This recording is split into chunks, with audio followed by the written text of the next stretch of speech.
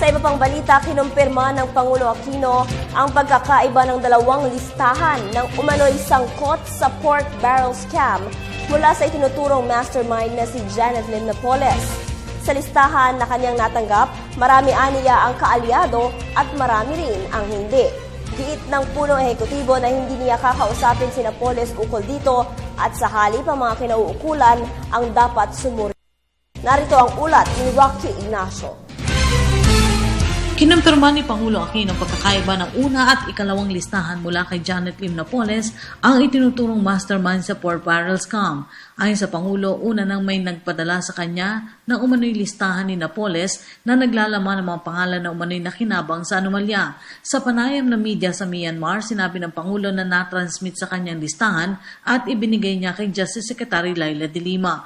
Ang ikalawang listahan ay ang binigay ni Napoles kay De Lima na magkausap sila sa ospital ng Makati. At ang pangatlo yung umanong listahan na pinagkatiwala ng pamilya Napoles kay dating Senador Panfilo Lacson. I've seen two, and they don't agree with each other exactly. And they both supposed to have come from Ms. Napoles. Now, Senator Lacson was telling me of another list given to him by relatives of Ms. Napoles. No? And again, there's a substantial detail there that doesn't again agree with the other two. So when you ask me, I think the best answer is I've seen physically two lists, and I'm told that there's a third list. Iisang taong pinagmulan umano ng listahan kaya duda ang Pangulo sa posibilidad na ginugulo umano ang investigasyon. Kasamaan niya sa listahan ng ilang kaalyado na inaakusahan habang marami naman ang pangalan na hindi kaalyado. Pero in-allege, maraming hindi.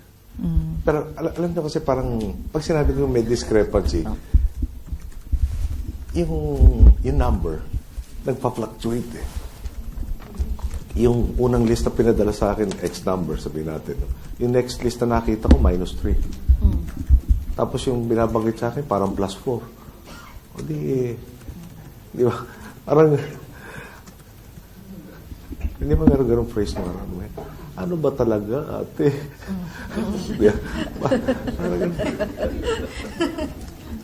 Kasi you're not talking 1 peso or 2 pesos here, eh, di ba? You're talking about millions in transactions allegedly. Pero changing who your co-conspirators were. And how do you... Tapos, syempre, remind ko lahat ng involved. Pararamihan ng facts dyan. Check mo bawat isa. By the time na lahat ng dead end, klaro ng dead end lahat yan. No? At yung tagala ka ng... binawasan ka ng oras para mapuntahan yung talaga may patutunguhan. Tatapon na karoon ng detalye. Kinonfuse yung buong issue. By the time ready ka, tapos na yung 2 years namin natitira. Sinabi ng Pangulo Aquino na kung may layunan umanong pagtakpan at kalahati lamang ang totoo, may basihan pa rin para magsagawa ng malalimang investigasyon. Magkagayuma, wala namang anya siyang intensyon na tanungin si Napoles kung bakit nagbago ang bilang ng nasa listahan. May conscious tayo na yun rin. Baka ganun yung objective. Pero I was really taken aback by that changing of numbers. That seems to be such a very principal and material fact.